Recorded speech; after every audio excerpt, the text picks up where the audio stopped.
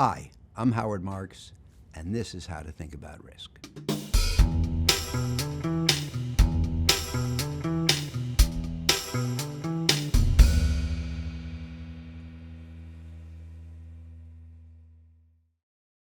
One of the most important things for every investor to learn is that risk is not a function of asset quality. This, too, sounds counterintuitive. There's a belief that high-quality assets are safe and low-quality assets are risky. I believe quite the opposite. A high-quality asset can be priced so high that it's risky. I came to work in this industry in September of 1969. The banks at that time, and I was hired by one of them, engaged in what was called Nifty 50 investing. They invested in what were considered to be the 50 best and fastest growing companies in America. Companies so good that nothing bad could ever happen, and there was no price too high for their stocks.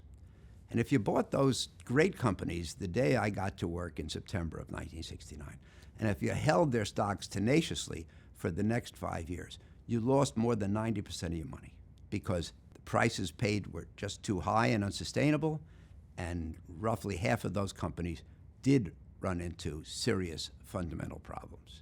Their quality alone, or their perceived quality, did not impart to them the safety that people thought it would, and in fact, because people thought they were so safe, they bid them up to prices which in fact made them risky. On the other hand, a low-quality asset can be cheap enough to be safe. Again, this seems counterintuitive and maybe even perverse. When I left the world of equities in 1978, I was asked by Citibank to start their activity in high-yield bonds.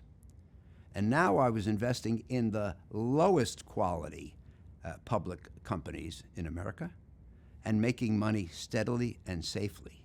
The juxtaposition of these events taught me an important lesson that I want to share with you so that you don't have to learn it firsthand.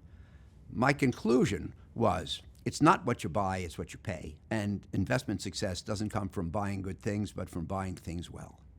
And if you don't know the difference, you have to study up.